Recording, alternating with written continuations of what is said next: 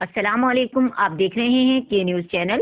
ہمارے نمائندے حماد سومرو کی رپورٹ کے مطابق پاکستان پیپلز پارٹی پنجاب کے صدر قمر زمان قاہرہ کا بیان، شہید بے نظیر بھٹو کا نام غریبوں کے دل سے کبھی بھی کھرچا نہیں جا سکتا، بے نظیر انکم سپورٹ پروگرام کا نام بدلنا اور محترمہ کی تصویر کو ہٹانا حکومتی دیوالیہ ہے۔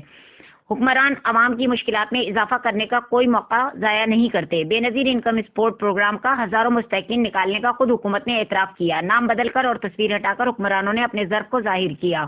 قمر زمان قاہرہ، کٹ پتلی عذاب بن کر آئے اور انہوں نے غریبوں کو پیس کر رکھ دیا۔ حکمرانوں کو وزاداری اور اعلیٰ ظرفی کے بغیر احساس کا ڈھنڈورا پیٹنا زیب نہیں دیتا۔ ہوش ربا مہنگائی سے غریبوں اور ناداروں سے آخری لقمہ بھی چھینا جا رہا ہے۔